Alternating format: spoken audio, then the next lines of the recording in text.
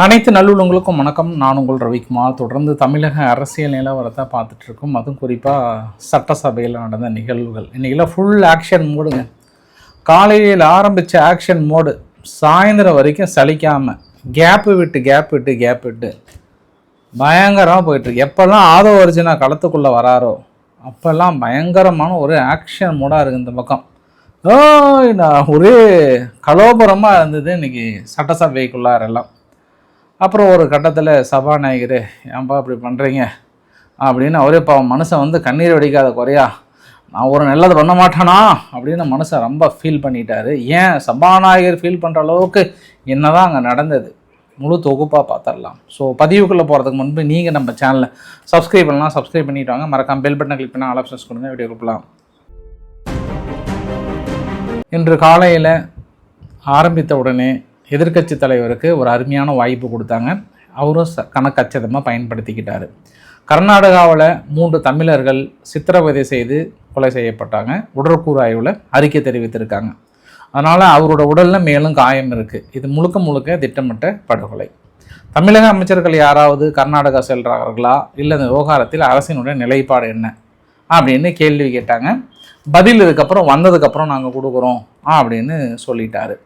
சரி, சொன்னதுக்கப்புறம் எங்கள் பள்ளிக்கல்வித்துறை அமைச்சர் வந்து இந்த 2010க்கு முன்னாடி 10ல் அதுக்கு முன்னாடி ஜாயின் பண்ணவங்கெல்லாம் அந்த டெட் எக்ஸாம் கம்பல்சரி பாஸ் பண்ணாங்கல்ல, அதுக்கு எதிராக ஒரு சில தீர்மானங்களை கொண்டு வரணுன்றனால வந்து பேசிகிட்டு இருந்தார். அதுக்கப்புறம் கிட்டத்தட்ட 1 மணி தான் ஒரு முடிவு எடுத்துட்டாங்க.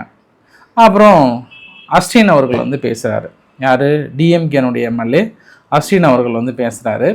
அவர் ஆரம்பித்தது தான் முதல்ல என்ன பண்ணார், 1978 நான் மாணவ பருவத்திலே இருக்கும்போதே திமுகவின் இளைஞரணியில் இருந்தேன். சுமார் 40 ஆண்டு காலம் கன்னியாகுமரி மாவட்டத்திலே பொதுப்பணியில் ஈடுபட்டு திமுக உழைத்து வருகிறேன் அப்படின்னாரு.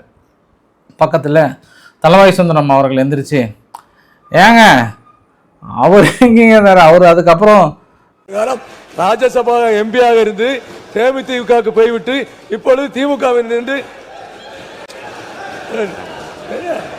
திமுக இருந்து கொண்டு இப்பொழுது பேசிக் கொண்டிருக்கிறார். ஆக என்ன தேவையில்லாதவர்களுக்கு முடிஞ்சிச்சு, விடுங்க, உட்காருங்க. நீங்க மாண்பு உறுப்பினர் கே.என். நேரு அவர்கள், மாண்பு உறுப்பினர் கே.என். நேரு அவர்கள் உட்காருங்க. மாண்பு பேரவைத் தலைவர் அவர்களே, தேவையற்ற கொஞ்சம் உறுப்பினர் உட்காருங்க. தம்பி உட்காரியா?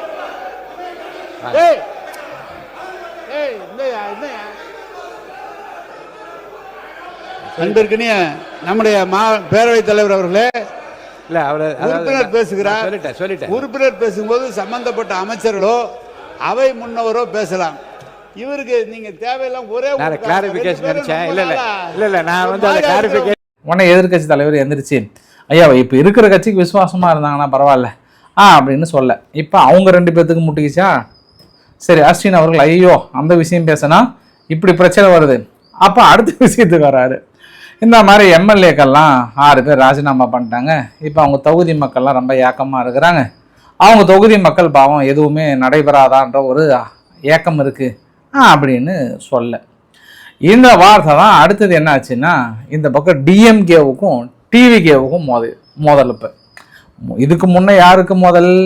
அங்கே டிஎம்கேவுக்கும் ஏடிஎம்கேவுக்கும் மோதல். இப்போ யாருக்குன்னா ஏடிஎம்கேவுக்கும் டிவிகேவுக்கும் நேரடி மோதல் வந்துருச்சு. இது சாதாரண மோதல்லாம் இல்லை. உங்களுக்கு 2-3 எக்ஸாம்பிள்லாம் காட்டுறேன். அந்த மோதல்லாம் நீங்கள் பாருங்கள். பொதுக்கூட்டமா இது? என்ன பொதுக்கூட்டமா இது? உட்காருங்க. உட்காருங்க. உங்க கட்சி வேலைக்கு வாங்க முடியாது. இது பொதுக்கூட்டமான்னு கேக்குறேன். இது என்ன பொதுக்கூட்டம்? உட்கார சொல்லு எல்லாரும். என்னங்க? உட்கார சொல்லுங்க. இருங்க. இல்லங்க. நீங்க உங்களை அனுமதிச்சு இல்லங்க. உங்களை பேசணும் அனுமதிச்சிட்டே இருக்கும்போது பின்னாடி நின்று குரல் கொடுத்து என்ன பொதுக்கூட்டமா நடத்துறோம்? இது அவை அந்த மாண்பை காப்பாத்துங்க. அதுக்குரிய மாண்பை காப்பாத்துங்க. உட்காருங்க. ஒரு கட்டத்தில் எடப்பாடி பழனிசாமி அவர்கள் மனசு அப்படியே டென்ஷன் ஆகிட்டார். டென்ஷன். இன்னும் கொஞ்சம் நேரம் தான் அப்படியே மைக்கே புட்டிங்க ஆக்ரோஷமாக கத்திட்டு பாருப்போம். அந்த அளவுக்கு மனசு கொஞ்சம் எமோஷனலாகவும் டென்ஷனாகவும் ஆயிட்டாரு. குதிரை பேரம் அது இதுன்னு பேச உடனே அவை என்னது செங்கோட்டையன் அவர்கள் எந்திரிச்சு, நீங்கள் எங்கள் எம்எல்ஏவை ராஜினாமா பண்ண வச்சு உங்கள் கட்சியில் சேர்த்திக்கலையான்னு சொல்ல, அடடா என்ன வார்த்தை பேசுகிறாங்க அப்படின்னு உடனே அஸ்டின் அவர்கள், ஆஹா இது 2வது இப்படி போயிடுச்சா ஐயா, நான் இந்த 2 எடுக்கலை, நான் 3வது சம்பவத்துக்கு வரேன் அப்படின்னு 3வது ஒரு சம்பவத்துக்கு வராரு. இந்த மாதிரி ஒரு ரிப்போர்ட்டில் தமிழக வளர்ச்சி வந்து கிட்டத்தட்ட குறைஞ்சி போச்சு, ரொம்ப ஃபுல்லாக குறைஞ்சி போச்சு அப்படின்னு சொல்ல வர உடனே இதுக்கு ப்ராஜெக்ட்ஸ் டுடேன்னு ஒரு பத்திரிக்கை, அது வந்து ஒரு நீங்கள் காசு கொடுத்தா எதுனாலும் எழுதிப்பாங்க, அது வந்து ஒரு பிரைவேட் பத்திரிக்கை. அந்த பத்திரிக்கையில் எழுதப்பட்ட ஒரு தவறான செய்தியை இங்கே எடுத்துட்டு வந்து படித்து நம்மளுடைய தமிழ்நாடு எங்கேயோ போய்கிட்டு இருக்குன்னு தப்பான ஒரு நோக்கத்தை நீங்கள் வந்து சொல்லக்கூடாது. அதுவும் இல்லாமல் வந்த ஒரே 3 மாசத்துல 1 லட்சம் கோடி அப்படின்றது இன்னைக்கு வேற எந்த அரசாங்கமும் பண்ணல, நாங்கள் பண்ணியிருக்கோம். 1 லட்சம் இளைஞர்களுக்கும் இதனால் வேலை கிடைக்க போகுது. இன்னொன்று ஒன்று சொல்லிக்கிற பேரவைத் தலைவர் அவர்களே, இங்கே வந்து அரசியல் பார்க்காம தொழில்துறைன்றது ஒரு சென்சிட்டிவான டாபிக். அதாவது இன்வெஸ்டர்ஸ் எல்லாரும் உட்காந்து பார்த்துட்டு இருக்காங்க. இதில் அரசியல் அப்படின்றத என்னைக்குமே திணிக்கவே கூடாது. இங்கே இருக்க 234 உறுப்பினர்களும் 1.5 ட்ரில்லியனை வந்து ரீச் பண்ணுறதுக்கு எல்லாரும் ஹெல்ப்ஃபுல்லாக இருந்து எல்லாரும் இதை அச்சீவ் பண்ணணும். இதை வந்து அந்த அரசாங்கம் செய்தது. மானிய கோரிக்கை என்ன மானிய கோரிக்கை? கனிம வளத்துறையும் தொழில்துறைக்கான மானிய கோரிக்கை. இந்த மானிய கோரிக்கை பேச வந்தவர் தான் அஸ்டின் அவர்கள். யார்? டிஎம்கேவுடைய அஸ்டின் அவர்கள். உடனே டிஎம்கே வந்து எந்திரிச்சு என்ன பண்ணிட்டாங்கன்னா, இங்கே வரங்க 19 பத்திரிகையாளர்லாம் நீங்கள் குறை சொல்லக்கூடாது, பத்திரிகையாளர்லாம் வந்து அது எப்படி காசு கொடுத்தா என்னன்னாலும் எழுதுவாங்களா அப்படின்னு நீங்கள் சொல்லலாமா, சொல்லுங்க அப்படின்னு அவங்க தரப்பில் கேட்க, அதுக்கப்புறம் அதை வந்து ஓரளவுக்கு வந்து சமாதானப்படுத்தி வச்சு, ஐயா இந்த விஷயம் வந்து பெரிய விஸ்வரூபமாக எடுக்குது அப்படின்னு இன்னொரு விஷயத்தை எடுக்கிறார். அடுத்தது வந்துட்டார், பரந்தூர் விமான நிலையத்துக்கு வந்துட்டார். தொழில்துறை எப்படி முன்னேறும், பரந்தூர் விமான நிலையத்தை க்ளோஸ் பண்ணிட்டீங்கன்னா தொழில்துறை எப்படி முன்னேறும்னாரு. ரைட்டு. அப்போ இன்றைய வேலைகளை திமுகவுடைய எம்எல்ஏ அஸ்டின் அவர்கள் மிக சிறப்பாக ஆரம்பித்து வைத்தார். இவர் ஆரம்பித்த ஒவ்வொன்றும் அதிரடிகள் பல விதமாக இருந்தது. பட் இந்த அதிரடியை வந்து நான் எக்ஸ்பிளைன் பண்ணணும்னு இல்லை, மிகப்பெரிய ஒரு சுவாரஸ்யமான சம்பவம்லாம் இருந்தது. நேற்று டிஎம்கே சார்பாக 90% G2 லேண்டெல்லாம் நாங்கள் எடுத்துட்டோம், அவங்களுக்கு காம்பன்சேஷன் கொடுத்துட்டோம் அப்படின்னு சொன்ன செய்தி அத்தனையும் பொய் என்று நிர்மல்குமார் அவர்கள் வந்து சொன்னார். அப்புறம் G2 பற்றி எடுத்தால் அங்கே ஏன் கோவம் வருது, அதை பற்றி நம்ம ஏன் விசாரிக்கக்கூடாது, அங்கே யாரெல்லாம் லேண்டு வாங்கினாங்க நம்ம விசாரிக்கணுமேன்னு ஆதவர்ஜன் அவர்கள் சொல்ல, அப்புறம் கீர்த்தனா அவர்கள் எந்திரிச்சு இது வந்து ஒரு போலியான பிம்பம், நம்ம எவ்வளோ ஏற்றுமதி பண்ணுறோம், நம்ம வந்து ஏதோ விமானத்தின் மூலம் மட்டும்தான் ஏற்றுமதி பண்ணுற மாதிரியே பேசிக்கிறாங்க, கடல் வழியாகவும் ஏற்றுமதி பண்ணுறோம், மற்ற டிரான்ஸ்போர்ட் வழியாகவும் ஏற்றுமதி பண்ணிகிட்ருக்கோம்.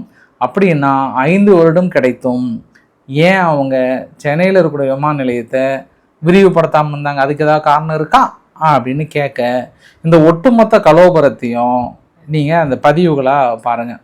ஏன்னா ஒரு கட்டத்தில் ஏன் அந்த பதிவுகளாக காட்ட விரும்புகிறேன் அப்படின்னா, அவர் வந்து இது எல்லாத்துக்கும் G2 மாப்பிள்ளை தான் அப்படின்னு யார் நிர்மல்குமார் அவர்கள் சொன்னேன். நிர்மல்குமார் அவர்கள் எந்திரிச்சாவே அன்றைக்கி சம்பவம் இருக்குன்னு அர்த்தம்.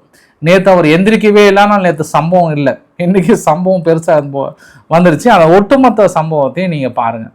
846 ஏக்கர் வந்து தேவைப்பட்டது. அதில் வந்து பார்த்தீங்கன்னா பட்டா நிலங்கள் வந்து 3774 ஏக்கர் பட்டா நிலங்கள். அதில் வந்து அக்ரிகல்ச்சர் லேண்ட், அதாவது விவசாய நிலங்கள் வந்து 3 போகங்கள் விளையக்கூடிய விவசாய நிலங்கள் வந்து 2681 ஏக்கர் வந்து விவசாய நிலங்கள் இருந்தது. ஸோ அரசு நிலங்களாக இதுல காட்டப்பட்ட நிலங்கள் வந்து 1972 ஏக்கர் அரசு நிலங்களாக காட்டப்பட்டது. இதுல கிட்டத்தட்ட 1558 ஏக்கர் வந்து வாட்டர் பாடிஸ், அதாவது நீர்நிலைகள். அதுல பெரும்பாலும் பெரிய நீர்நிலைகள், பெரிய ஓடைகள் எல்லாம் வந்து இந்த அரசு நிலமாக காட்டப்பட்ட 1972 ஏக்கர்ல வந்து 1558 ஏக்கர் நீர்நிலைகள் காட்டப்படும். இது வரைக்கும் அதாவது 90% நேத்தே வந்து பேட்டியில் அண்ணன் தங்கம் தன் பலர் வந்து சொல்லியிருந்தாங்க, 90% நிலங்கள் கையகப்படுத்தணும். அப்படி கையகப்படுத்தப்படவில்லை. இது வரைக்கும் வந்து 1802 ஏக்கர் மட்டும்தான் கையகப்படுத்தப்பட்டுள்ளது. அதாவது 48% மட்டும்தான் கையகப்படுத்தப்பட்டுள்ளது, மீதியெல்லாம் கையகப்படுத்தவில்லை. அதுலயும் பாத்தீங்கன்னா ஏகனாபுரம், இந்த காரை, தண்டலம், சிறுவள்ளூர் போன்ற கிராமங்களில் 1 சென்ட் நிலம் கூட கையகப்படுத்தப்படவில்லை. அதெல்லாம் கையகப்படுத்தாமல் இருக்கு. இதுல இன்னொரு விஷயம் எல்லாரும் புரிஞ்சுக்கணும்னா, நேத்தே முதல்வருடைய அறிக்கையில ரொம்ப தெளிவாக சொல்லப்பட்டிருக்கு. எப்படின்னா, இது வரைக்கும் நம்மளுடைய கரண்ட் கெப்பாசிட்டி, அதாவது 30 மில்லியன் பேசஞ்சர்ஸை ஹேண்டில் பண்ற கெப்பாசிட்டி இப்ப இருக்கிற கரண்ட் ஏர்போர்ட்டுக்கு இருக்கு. அது இல்லாமல் டெர்மினல் 3 கம்ப்ளீட் ஆச்சுன்னா இன்னொரு 5 மில்லியன், அதாவது இது ரெண்டும் சேர்த்தால் 35 மில்லியன் கெப்பாசிட்டியை நம்ம அடைவோம். அது இல்லாமல் டெர்மினல் 5, அதாவது நார்த் வெஸ்ட்ல டெர்மினல் 5க்கு நம்ம கம்ப்ளீட் பண்ணி முடிச்சோம்னா, திட்டமிடப்பட்டு முடிச்சோம்னா, கூடுதலாக 20 மில்லியன் பேசஞ்சர்ஸை ஒரு வருஷத்திற்கு கையாளக்கூடிய கெப்பாசிட்டி, அதாவது வருஷத்திற்கு 55 மில்லியன் கெப்பாசிட்டி நம்ம கையாளக்கூடிய திறமை இப்ப இருக்கிற கரண்ட் ஏர்போர்ட்லயே டெர்மினல் 3, டெர்மினல் 5 முடிச்சனா இருக்கும். இது எப்படின்னா, இப்ப இருக்கிற பெங்களூர் ஏர்போர்ட் 4.5 மில்லியன் பேசஞ்சர்ஸ் ஒரு வருஷத்துக்கு ஹேண்டில் பண்றாங்க. அதை விட 10 மில்லியன் அதிகமாகவே ஹேண்டில் பண்ணக்கூடிய அளவுக்கு திட்டமிடல் முடித்த பிறகுதான் இது குறித்த அறிக்கையை முதல்வர் அவர்கள் தெரிவித்தார். அதாவது இப்ப இருக்க கரண்ட் ப்ராஜெக்ட்ல நிறைய தவறான தகவல் கொடுக்கப்பட்டிருக்கு. அதாவது என்விரான்மெண்டல் கிளியரன்ஸ் வாங்கிட்டோம்னு சொல்லிருக்காங்க. கிடையாது, என்விரான்மெண்டல் கிளியரன்ஸ் வாங்கப்படவில்லை. அதாவது என்விரான்மெண்டல் இம்பாக்ட் அசஸ்மெண்ட் கூட இதுக்கு பண்ணல. இது அதுவே பண்ணாமல் என்விரான்மெண்டல் கிளியரன்ஸ்லாம் வாங்க முடியும். என்விரான்மெண்டல் கிளியரன்ஸ்லாம் இதுவரைக்கும் வாங்கப்படவில்லை. மிகவும் அதுல நிறைய வாட்டர் பாடிஸ் இருக்கு. அதனால இந்த திட்டம் 5 ஆண்டுகளாக, அதாவது அதிமுக காலத்தில் ஆரம்பிக்கப்பட்டாலும் 5 ஆண்டுகளாக எந்தவித நகரும் இல்லாமல் இருந்ததுக்கு முக்கிய காரணம் பெரும்பாலும் நீர்நிலைகள், விவசாய நிலங்கள், 3 போகம் விளையக்கூடிய நிலங்கள். இதுல இப்ப அதிகமாக கவலைப்பட்டு இங்க கதறுபவர்கள் அனைவரும் பாத்தீங்கன்னா, ஒண்ணு G2 மாப்பிளைக்காக இருக்கட்டும், இல்லைன்னா அதுல கருப்பு பணத்தை கொண்டு போய் முதலீடு செய்தவர்களாக இருக்கட்டும், வேற யாருக்காகவும் இருக்காது. கண்டிப்பாக விவசாயிகளை மட்டும்தான் கணக்கில் வைத்துக் கொண்டு இது செய்யப்பட்டிருக்குது. வேற பிடி பீரியட்ல எல்லாருக்கும் எந்திரிச்சு உட்கார அளவுக்கு G2 மாப்பிள்ளைன்னு சொன்னா என்ன தவறு இருக்கு? G2 மாப்பிள்ளைன்னு ஊரே சொல்லிச்சு, என்ன தவறு இருக்கு? இது எல்லாத்துக்கும் எந்திரிச்சு உட்காருக்கு பிடி பீரியட் இல்ல, உட்காருங்க பேசலாம். சார், இந்த அளவிலே தன்னுடைய பதிலை, விவாதத்தை கொண்டு போக விரும்புவார் என்றால், I can also pay you in the same currency. G2 மாப்பிள்ளை என்று நீங்கள் சொல்வீர் என்று சொன்னால், வேறு எந்த லாட்டரி மருமனுக்காக புது விமான நிலையத்தை நீங்கள் கொண்டு போவீர்கள் என்று நான் கேட்க முடியுமா? நான் கேட்கவா? நான் கேட்கிறேன்.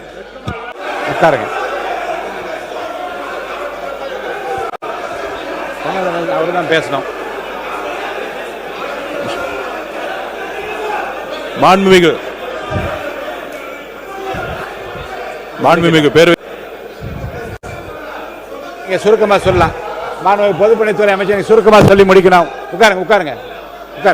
அவர் சொல்லட்டுங்க.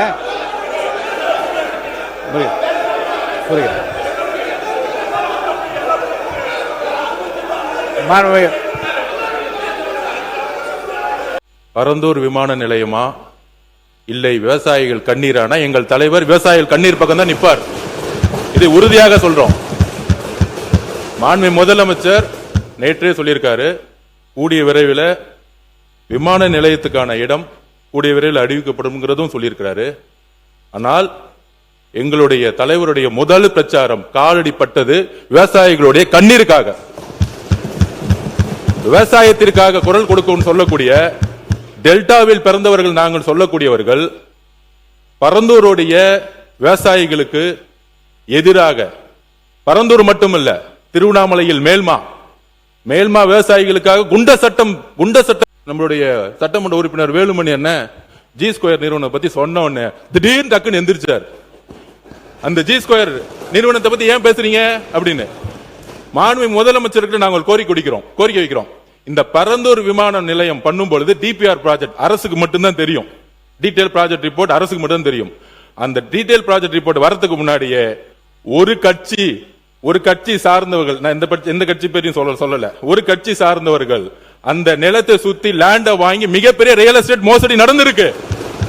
அதை ரிஜிஸ்ட்ரேஷன் டிபார்ட்மெண்ட்ல சொல்லி அந்த ரியல் எஸ்டேட் மோசடி, இந்த பரந்தூர் விமானம் எதுக்காக உருவாக்கப்பட்டதுன்னா இந்த ரியல் எஸ்டேட்டுக்காக தான்.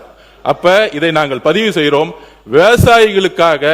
விவசாயிகளோட கண்ணீருக்காக கிட்டத்தட்ட 2 போகம் அங்க விவசாய உற்பத்தி பண்ணிட்டு இருக்காங்க. 2 போகம், இத்தனை ஏரி இருக்கு, 381 ஏரிகள் இருக்கு. இதுக்காக விவசாயிகள் பக்கம் நிக்கிறதுக்காக தான் இது கேன்சல் செய்யப்பட்டதை தவிர இதுல எங்களுக்கு எந்த விதமான அரசியல் உள்ளிடும் எழுதி வச்சுக் கொள்ளுங்கள். 5 வருஷம் கழிச்சு வெள்ளை அறிக்கை நாங்க உரத்துக்கு ரெடி. உங்களோட 10 மடங்கு இங்க பொருளாதாரம் வந்திருக்கும். ஏனால் ஊழல் இல்லாத ஒரு ஆட்சி எங்களோட முதலமைச்சர் கொடுப்பார். ஒரு சில விஷயங்கள் பேசிட்டே இருந்தாங்க. ஏன் பரந்தூர் கைவிடப்பட்டது? இதுக்கு முக்கிய ரீசன் அங்கே வந்து பல காலமாக ரைஸ் கல்டிவேஷன் வந்து பண்ணிட்டு இருக்காங்க. அதாவது 3 சீசன்ஸ், சாம்பா, தல்லடி, சொர்ணாவரி அப்படின்ற 3 சீசனில் டிஃப்ரெண்ட் அந்த இது வந்து நம்ம கல்டிவேட் பண்ணிட்டு இருக்காங்க. ரொட்டேஷனில் கிரவுண்ட் நட்டும் சுகர் கேனும் பண்ணிட்டு இருக்காங்க. அதே மாதிரி ட்ரை சீசனில் பல்சஸ் அண்ட் மில்லட்ஸ் வந்து பண்ணிட்டு இருக்காங்க. இதை தவிர 10,000s of metric ton rice வந்து ஆனுவலி தமிழ்நாடு சிவில் சப்ளைஸ் கார்பரேஷனுக்கு வந்து கொடுத்துட்ருக்காங்க அங்கே இருக்கிற விவசாயிகள். இது மட்டும் இல்லாமல் பிடிஎஸ் டிஸ்ட்ரிபியூஷனுக்கும் அவங்க வந்து கொடுத்துட்ருக்காங்க. இந்த நிலம் வந்து என்ன அப்படின்னு பார்த்தீங்கன்னா, எப்பயுமே ஒரு வாட்டர் பாடி, அதாவது மழை பெய்யாமல் இருந்தாலும் அங்கே வந்து கல்டிவேஷன் நடக்கக்கூடிய அப்படிப்பட்ட ஒரு விளைநிலம். அந்த இடத்த நம்ம வந்து இன்னைக்கு ஏர்போர்ட்டை மாற்றணும்னு சொல்லிட்டு இருக்கோம். இதை தவிர அங்கே வாட்டர் கெனல் வந்து 1-2 இருக்குது. குணகரம்பாக்கம், கம்மங்கால் கெனல், 2 கெனல்ஸ் வந்து இங்கே இருக்குது. இது வந்து எப்படி உங்களுக்கு செயல்படுதுன்னா, ஒரு ப்ரெஷரை ரிலீஸ் பண்ணி அந்த வாட்டர் பாடி வந்து தானாகவே அடையார் ரிவருக்கும் செம்பரம்பாக்கம் லேக்குக்கும் இன்னைக்கு வந்து போய்கிட்டு இருக்கு. இதை நம்ம அழிச்சிட்டோம் அப்படின்னா ஆட்டோமேட்டிக்காக சென்னை சிட்டிக்கு வந்து உள்ளேயே ஃப்ளட் வர்றதுக்கான பல வாய்ப்புகள் இருக்குது. இவ்வளவையும் நம்ம அழிச்சு நம்ம ஒரு பரந்தூர் ஏர்போர்ட், நாம் வந்து ஏர்போர்ட் வேணான்னு சொல்லவே இல்லை. இன்னொரு இடத்த நாங்கள் இந்த மாதிரி அதுவும் அது ஒரு சரிவான இருக்கிற ஒரு விளைநிலம், அந்த இடத்துல நீங்கள் எவ்வளோ தூரம் மண்ணை போட்டு இன்னொரு ஒரு ஏர்போர்ட்டை நீங்கள் கொண்டு வருவீங்க? இதே இது கொச்சினில் நடந்தது. இதனால 14 நாள் வந்து அந்த ஏர்போர்ட் வந்து பூட்டி கிடக்கப்பட்டது. இதே மாதிரி ஒரு விளைநிலத்தை கொண்டு வந்து அந்த ஏர்போர்ட் 14 நாள் பூட்டி கிடந்தது. இது மட்டும் இல்லாமல் தொழிலே வந்து பாதிக்கப்படும் தமிழ்நாட்டில். அப்போ 49% எலக்ட்ரானிக் எக்ஸ்போர்ட் வந்து இன்னைக்கு பரந்தூர் ஏர்போர்ட்டை நம்பி தான் இன்னைக்கு போய்கிட்டு இருக்கா. 41% எலக்ட்ரானிக்ஸ் எக்ஸ்போர்ட் இன்னைக்கு போர்ட் மூலமாகவும் ஏர் கார்கோ மூலமாகவும் சென்னை ஏர்போர்ட் மூலமாக தான் அனுப்பிச்சிட்டு இருக்கோம். நாம் வந்து இன்றைக்குமே எதையுமே நம்ம சொல்லவே இல்லை. எங்களுக்கு ஏர்போர்ட் வேணும், 2வது ஏர்போர்ட் வேணும், எக்ஸ்பேன்ஷனுமே உள்ளே இருக்கிற காரிடோர்லே தான் வரப்போகுது. அந்த எக்ஸ்பேன்ஷன் ஏதோ அவர் சொல்கிறாரு எதையோ இடிச்சிட்டு நம்ம வந்து ரன்வே பண்ண போகிறோன்னு, அப்படியெல்லாம் கிடையவே கிடையாது. அதுக்காக ஏர்போர்ட் அத்தாரிட்டி இந்தியா வந்து ஏற்கனவே வந்து T5 முனையத்தின் பயணிகள் முனையம் வந்து உத்தேசிக்கப்பட்டிருக்கு. அதே மாதிரி T5 முனையத்தின் புறவழி சாலை, தாம்பரம் மதுரவாயில் சாலை அமைக்க மாநில அரசின் அனுமதியும் ஒத்துழைப்பும் கோரி உள்ளது. நெக்ஸ்ட் 10 வருஷத்துக்கு இது வந்து நம்மளுக்கு கண்டிப்பாக ஒரு இது இருக்கும். அதே மாதிரி அடுத்து 2nd ஏர்போர்ட் மக்கள் பாதிக்கப்படாமல், விவசாய நிலங்கள் பாதிக்கப்படாமல், அதே மாதிரி சிப்காட்டும் அதே மாதிரி இருக்கிற மக்கள் பாதிக்கப்படாமல், விளைநிலங்கள் பாதிக்கப்படாமல், அப்படி இருக்கிற நிலங்கள் மட்டும்தான் கையகப்படுத்தப்படும். அதுக்கப்புறம் CV சண்முகம் அவர்கள் எந்திரிச்சு திமுகவுடைய இரட்டை நிலைப்பாடு, அன்னைக்கு 8 வழி சாலை நாங்கள் கொண்டு வரும்போது, இது நம்ம முத நாளே பேசியிருந்தோம்ல, 8 வழி சாலையை நாங்கள் கொண்டு வரும்போது அன்னைக்கு விவசாயிகள் பாதிக்கிறார்கள், ஏரி குளங்கள் பாதிக்கிறது, ஆஹா ஓஹோன்னு பெரிய அளவுக்கு ஒப்பாரி வச்சாங்க. இன்னைக்கு வந்து விவசாயிகளுக்கு பெருசாக இது பண்ணுறாங்களா, ஆதரவாக நிற்கிறாங்களான்ற மாதிரி சொல்ல. ஆனால் பரந்தூர் விமான நிலையம் இல்லைன்னா 1.5 ட்ரில்லியன் கூட நம்மளுடைய பொருளாதார முன்னெடுப்பு வராது அப்படின்ற மாதிரிலாம் சொல்லிட்டாங்க. இடையில் இந்த பூண்டி கலைவாணன் அவர்கள் வந்து பயங்கரமாக எப்போ இருந்தாலும் ஒரு ஆக்ஷன் மோடு தான், அவர் பயங்கரமான ஆக்ஷன் மோடுக்கு இறங்கிறாரு. திடீர்னு டென்ஷன் ஆயிடுறாரு. சரி, இந்த பிரச்சனையெல்லாம் ஓரளவுக்கு அப்படியே ஓஞ்சி அப்படியே அமைதியாக இருந்த சமயத்தில் மதுரை தொகுதி முஸ்தபா அவர்கள் எந்திரிச்சு பேசும்போது அவர் என்ன பண்ணுறாரு, 1998 ஆனா முஸ்லிம் தீவிரவாதி என்று 5 முறை பேசினவர்கள் இந்த திமுக காரர்கள் என்பதை இந்த இடத்தில் நான் சொல்ல கடமைப்பட்டிருக்கின்றேன். முஸ்லிம் தீவிரவாதி பேசியிருக்கிறாங்க, முஸ்லிம் தீவிரவாதி பேசியிருக்கிறாங்க.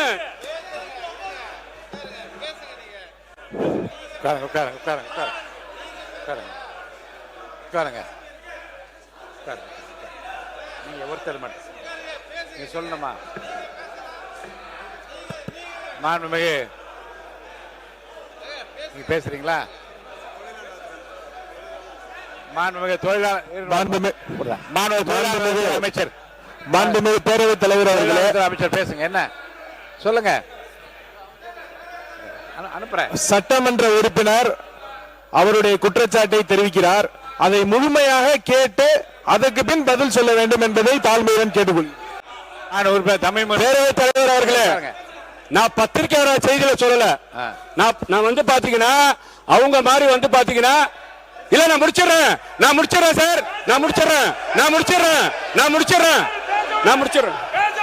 நான் வந்து பத்திரிக்கை வர செய்தியில சொல்லல, நான் பத்திரிக்கையில வரக்கூடிய செய்தியை சொல்லல, ஆதாரத்தோட சொல்றேன். பத்திரிக்கையில வரக்கூடிய செய்தியை சொல்லல, ஆதாரத்தோட சொல்றேன். உட்காருங்க. நான் பத்திரிக்கையில வரக்கூடிய செய்தியை சொல்லவில்லை. உட்காருங்க. நான் பத்திரிக்கை வரக்கூடிய செய்தியை சொல்லவில்லை. உண்மைக்கு புறமான செய்தியை சொல்லல. நான் பாதிக்கப்பட்டிருக்கிறேன், நான் நசுக்கப்பட்டிருக்கிறேன், நான் கஷ்டப்பட்டிருக்கிறேன். நான் போற இடத்துல எல்லாம் வந்து தீவிரவாதிகளை வந்து உட்காருங்க.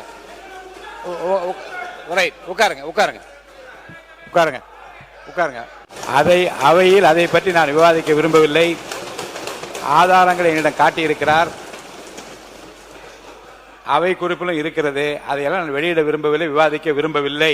அவையின் மாண்பு கருதியும் மக்கள் நலன் கருதியும் அந்த விஷயத்தோட மற்ற விஷயத்துக்கு நீங்க போங்க. முதல்வர் கருணாநிதி அவர்கள் எங்க ஆளுங்களை பார்த்து, குறிப்பாக இஸ்லாமியர்களை பார்த்து இஸ்லாமிய தீவிரவாதிகள் என்று சொன்னார் அப்படின்னா, இதுக்கப்புறம் அவை குறிப்பிலிருந்து நீக்கிட்டேன் அப்படின்னு சொல்றாரு. அதுக்கப்புறம் தாங்க வெடிச்சது ஒரு மோதல். இது சாதாரண மோதல் கிடையாது, அடிக்கிற பாயிர மோதல். அது அந்த மோதல்களை உங்களிடமே நான் காட்டுகிறேன் பாருங்கள். அந்த அளவுக்கான ஒரு மோதலாக மாறியது.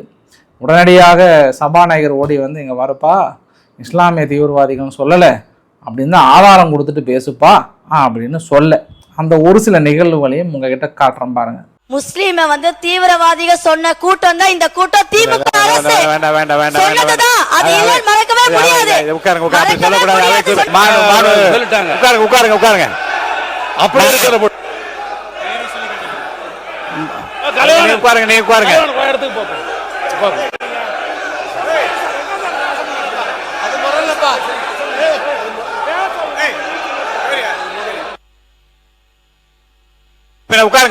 உட்காருங்க, நான் பேசுறேன். உட்காருங்க, நான் பேசுறேன். உட்காருங்க, நான் பேசுறேன். உட்காருங்க. எனக்கு மாணவர் ஒரு உட்காருங்க. நீங்க உட்காருங்க.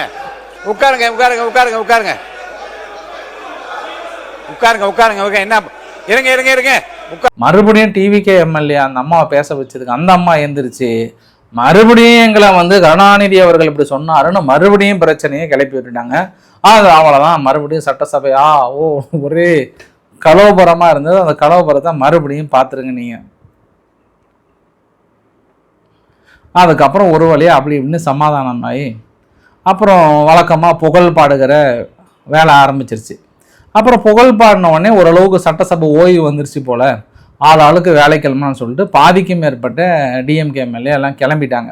மீதி இருக்கிறது கொஞ்சமே தான் இருந்தாங்க. அப்புறம் வந்து எல்லாம் மதிய சாப்பாடு இல்லையா, அதனால் இங்கே பிஎம்கேவுடைய எம்எல்ஏ கணேஷ்குமார் அவர்கள் பேசுகிறார். அவர் பேசும்போது ஆளுகின்ற அரசாங்கத்துக்கு ஒரு அட்வைஸ் பண்ணுறாரு. நீங்கள் டாஸ்மார்க்கை எப்படி நடத்துகிறீங்களோ அதே மாதிரி கனிம வளத்தையும் அரசு கட்டுப்பாட்டில் எடுத்திங்கன்னா 1.5 லட்சம் கோடி அளவுக்கு வருமானம் வரும் அப்படின்னு சொல்ல. அது இல்லாமல் போன ஆட்சியில் வந்து நான் ஆதாரத்தோடு சொல்கிறேன், இந்த மாதிரி கனிம வள கொள்ளை எக்ஸ்ட்ரா வெட்டிட்டாங்கன்னு 256 கோடி ஃபைன் போட்டாங்க. அதுக்கப்புறம் உடனே அந்த கலெக்டர் மாற்றிட்டு இன்னொரு கலெக்டர் 126 இன்னொரு கலெக்டர் போட்டு அந்த ஃபைனை வந்து 126 கோடியாக குறைச்சி அந்த 126 கோடியும் வந்து நீங்கள் இன்ஸ்டால்மெண்ட் பேஸில் வந்து நீங்கள் கட்டலாம், அதாவது சலுகைகள் கொடுக்குறாங்க.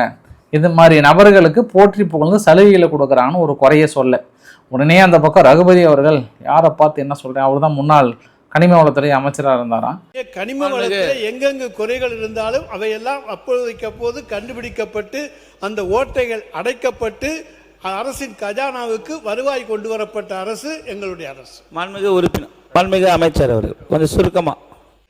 கிராவலில் போன வருஷம் 2025-26 அரசுக்கு வந்த வருவாய் கிராவல் மற்றும் ஆர்டினரி எர்த்துன்னு சொல்லக்கூடிய மண்ணிலேருந்து வந்த வருவாய் வந்து 32.34 + 28.8 60 கோடி ரூபாய் போன வருஷம். பதிவானது 60 லட்சம் மெட்ரிக் டன். பதிவானது 60 லட்சம் மெட்ரிக் டன். ஆனால் அரசு சம்பந்தப்பட்ட கட்டுமானத்துக்கு மட்டும் பயன்படுத்தப்பட்ட அளவு வந்து 3.6 கோடி மெட்ரிக் டன். அரசுக்கு பயன்படுத்தினது மட்டும், அரசு மட்டும் தனியார் பயன்படுத்தினது 6 கோடி மெட்ரிக் டன். ஆனால் நமக்கிட்ட கணக்கில் வந்தது 60 லட்சம் மெட்ரிக் டன். இது எவ்வளோ பெரிய ஓட்டை, இதை எப்படி அடைக்கிறேன்னு தெரியாம தான் நான் தலையை பிடிச்சிட்டு கிணத்த காணான்னு தான் கம்ப்ளைண்ட் கொடுக்கணும். நன்றி. மாண்புமிகு தற்காலிக தடை அப்படின்றது நிரந்தர தடையாக போடுங்க பக்கத்து ஸ்டேட்டுக்கெல்லாம் சொல்கிறதுக்கு, இல்லை தற்கால தடை மட்டும்தான் ஆப்ஷன் இருக்குது. நிரந்தர தடை வந்து ஒரு மாநிலத்துக்கு இன்னொரு மாநிலத்துக்கு போடக்கூடாது இந்திய அரசியல் அமைப்பு சட்டத்தில். அதனால தான் நாங்கள் தற்காலிக தடை சட்டம் போட்டிருக்கோம் அப்படின்னு சொல்லி மறுபடியும் நிறைய கேள்விகள்லாம் இடையில் வந்தது. அந்த கலெக்டர் எந்த கலெக்டர் வந்து மாற்றி வேறு கலெக்டரை போட்டு ஃபைனை குறைச்சாங்களோ அதெல்லாம் விசாரணைக்கு உத்தரவிட்டிருக்கிறோம். அது லஞ்ச ஒழிப்புத்துறையில் இருக்குது, ஒன்றும் கவலைப்படாதீங்க, நாங்கள் எல்லாத்தையும் பார்த்துக்கிறோம், ஒரு ஊழலை கூட விட மாட்டோம், கண்டிப்பாக நாங்கள் எடுத்துட்டோம் அப்படின்னு சொன்னதுக்கப்புறம் திமுக வந்து சவாலை விட்டுருக்காங்க. நீ சரியான ஆளாக இருந்தீங்கன்னா மடியில் கனம் இல்லை, வழியில் பயம் இல்லை, ஆதாரம் தான் நீங்கள் கேஸை போட்டுக்கோங்க அப்படின்னு சொல்லிட்டாங்க. அதுக்கப்புறம் என்எல்சி விவகாரத்தை பற்றி பேசும்போது சிஎஸ்ஆர் ஃபண்டை வந்து கரெக்டாக பண்ணல அப்படின்னாங்க. சௌமியா அன்புமணி அவர்கள் எந்திரிச்சு இது மாதிரி நம்மளுக்கு தேவையான மின்மிகை மாநிலம் வந்துருச்சு, இதுக்கப்புறம் நம்மளுக்கு என்எல்சி நெய்வேல தேவையில்லை, அது இல்லாமல் சிஎஸ்ஆர் ஃபண்டை வந்து கரெக்டாக பண்ணல அப்படின்னு குற்றச்சாட்டு வச்சோடனே தொழில்துறை அமைச்சர் கீர்த்தனா அவர்கள் என்ன சொன்னாங்கன்னா, எந்திரிச்சு மேடம் நான் உங்கள் கூட்டணியில் தான் இருக்காங்க, கொஞ்சம் பார்த்து நீங்களும் கொஞ்சம் ரெக்கமெண்ட் பண்ணுங்கள் மேடம் அப்படின்னு சொல்லி அந்த விவகாரத்தை முற்றுப்புள்ளி வைத்தாங்க. அது இல்லாமல் இப்போ இந்த கேப்பில் வந்து அங்கே பரந்தூர் விமான நிலையத்தில் இருக்கக்கூடிய விவசாயிகள் சங்கம் இருக்கு இல்லையா, அவங்க சிஎம் விஜய் அவர்கள் சிஎம்மை பார்த்து தனது நன்றியை தெரிவித்து கண்ணீர் மல்க எங்களுக்கு ஒரு ஆபத் பாந்தவனாக எங்களை வந்து காப்பாற்றுகின்ற ஒரு தெய்வமாக வந்து எங்களை காப்பாற்றியிருக்கிறார். கிட்டத்தட்ட 4 வருடம் நாங்கள் சிறைப்படிக்கப்பட்டு எங்கள் கிராமங்கள் யாருமே நுழைய முடியாத அளவுக்கு பண்ணி வச்சுருந்தாங்கன்ற மாதிரியும் அவங்க பெருசாக பேசினாங்க, அவங்க பெருசாக எக்ஸ்பிளைன் பண்ணாங்க. இதெல்லாம் சுமாராக நடந்துட்டு இருக்கும்போது திடீர்னு ஆதவர்ஜன் அவர்கள் உள்ள வந்து அடிச்சாரு ஒரு கருத்தை. அதாவது ஆட்சியில் இவங்க தான் இருப்பாங்களாம், அதுக்கு லைசன்ஸ் கொடுக்கறது இவங்க தானா, மைன்ஸோட லைசன்ஸ் கொடுக்கறது இவங்க தானா, அவங்க குடும்ப உறுப்பினர்களும் தொழில் பண்ணுவாங்களாம். ஆனா ஆதாரம் இருந்தா சொல்லுங்க, ஆதாரம் இருந்தா சொல்லுங்க. மாண்புமிகு அமைச்சர்களே, முதல் இந்த பினாமியை பிடிச்சி உள்ள தூக்கி போடுங்க. அங்க அடிச்சா யாரு குரல் கொடுக்கறாங்களோ, அங்க அடிச்ச யார் எந்திரிச்சு பேசுறாங்களோ அங்கதான் ஆதாரம் இருக்கு. மக்கள் மன்றத்து முன்பு நாங்க ஆதாரம் கொடுத்துட்டா போதும், யாரையும் ஜெயில தள்ள வேணாம். எந்த தேர்தலையும் யாரெல்லாம் பினாமி நிறுவனங்களை உருவாக்கி மைண்ட்ஸை கண்ட்ரோல் பண்ண எந்த தேர்தலையும் அவங்க ஜெயிக்கவே முடியாது. எழுதி வச்சுக்கோங்க. முன்னாள் அமைச்சர் அப்படிதான் மதுரையில் ஒருத்தர் மைண்ட்ஸை கண்ட்ரோல் பண்ணாரு, டெபாசிட் வாங்கல, மதுரையில் ஜெயிச்சுட்டு வந்திருக்காரு. மதுரையில் ஏன் தெரியுமா ஜெயிச்சாங்க? முன்னாள் அமைச்சர் மதுரை இருக்க எல்லா மைண்ட்ஸையும் கண்ட்ரோல் பண்ணாங்க. அதனால தான் அவர் இன்னைக்கு சட்டசபைக்கே வர முடியல. இதுதான் மக்களுடைய தீர்ப்பு.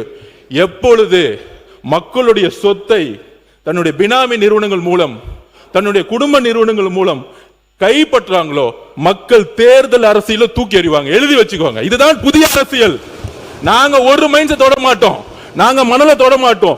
எல்லா சொத்துக்களையும் மக்கள்கிட்ட கொண்டு போய் சேர்க்க வேண்டியது அமைச்சரோட பொறுப்புன்னு முதலமைச்சர் சொல்லி இருக்கிறார். அதுக்காக தான் நாங்க பண்ணிட்டு இருக்கோம். அதனால மாண்புமிகு பேரவைத் தலைவர்களே, ஆதாரம் இருக்கா, ஆதாரம் இருக்கான்னா 30 வருஷத்துக்கு முன்னாடி யார் யாரெல்லாம் சைக்கிள்ல வந்து அரசியலுக்குள்ள வந்தாங்களோ, இன்னைக்கு யார் யாரெல்லாம் மெடிக்கல் காலேஜ் கட்டியிருக்காங்களோ, யார் யாரெல்லாம் இன்ஜினியரிங் காலேஜ் கட்டியிருக்காங்களோ, யார் யாரெல்லாம் பெரிய பெரிய பங்களா வந்து அரசியல் வந்து பேர் கட்டியிருக்காங்களோ, அங்கதான் உண்மையான ஆதாரம் மக்கள் பார்வையில் இருக்கு.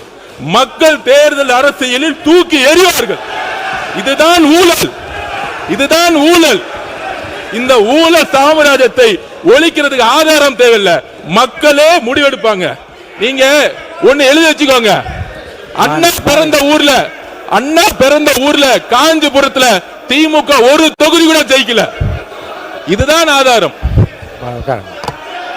சொல்ற வழியே நாங்க வந்து அப்படின்னு சொல்லல. நான் மீண்டும் வந்து பொதுப்பணித்துறை அமைச்சருக்கு நான் சொல்ல விரும்புவது, நீங்க 19 என்ற பேர் சொல்லவில்லை என்று சொன்னாலும் கூட நீங்கள் மதுரையில் யார் முன்னாள் அமைச்சராக இருந்தது உங்களுக்கு தெரியாதா? அப்படி சொல்லிட்டா அந்த பிரச்சனை வருமா வராதா?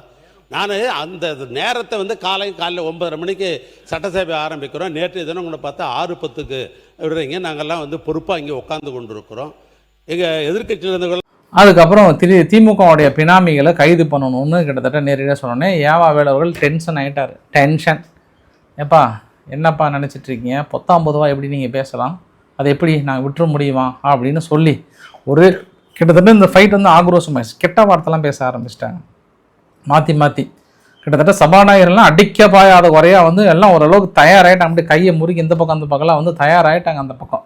அப்புறம் தான் அப்படியே கொஞ்சம் ஓரளவுக்கு சமாதானப்படுத்தி சபாநாயகர் அவர்கள் கண்ணீர் மல்க, ஏன்பா அப்படி பண்ணுறோம், நம்ம தொகுதிக்காக என்ன பண்ணுன்ற இதுதான் நம்மளுக்கு முக்கியமோ.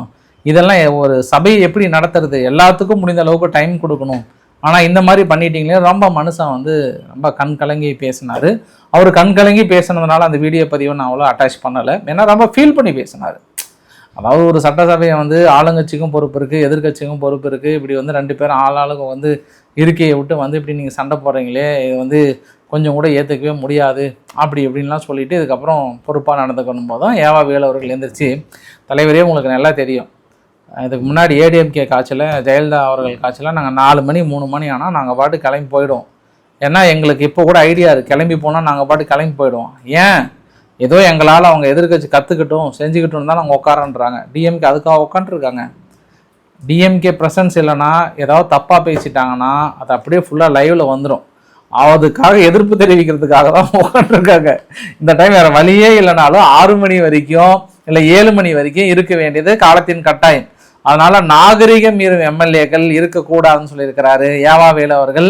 கடைசியில் ஓரளவுக்கு சமாதானப்படுத்தி வைத்திருக்கிறாங்க. இருந்தாலும் ஒரு சில ஆக்ஷன் காட்சிகள் ஃபைனலாக இந்த வீடியோட நிறைவு பகுதியில் தொடர்ந்து அடுத்தடுத்து கல்யாண ஈவெண்ட்டாக போயிட்டு உதயநிதி அவர்கள் ஒரே தாக்கு என்று தாக்கி கொண்டிருக்கிறார். ஒவ்வொரு அமைச்சர்களுக்கும் ஒவ்வொரு பட்டப்பெயரை வைத்து நான் இப்படி தான் கூப்பிடுவேன், அப்படி தான் கூப்பிடுவேன் அப்படின்னு சொல்லிட்டு மிக கடுமையான விமர்சனங்களை முன்வைத்து கொண்டே இருக்கிறார். அதாவது இனி வருகின்ற சட்டசபை நாட்களில் மேபி அது எதிரொலிக்குதா அப்படின்றத பார்க்கலாம். நான் இப்போ வீடியோ பதிவு எடுக்கும்போது இந்த மானிய கோரிக்கை முழுமை பெறலை. முழுமை பெற்றது அப்படின்னா உங்களுக்கு நாளைக்கு பதிவில் இல்லை இடையில ஒரு பதிவு உங்களுக்கு வெளியிடுறேன் நான். ஸோ பிடிச்சிருந்தா லைக் பண்ணுங்கள், ஃப்ரெண்ட்ஸுக்கு ஷேர் பண்ணுங்கள், சப்ஸ்கிரைப் பண்ணுங்கள். ரவிக்குமார் அரசியல் உண்மைகள். நன்றி, வணக்கம்.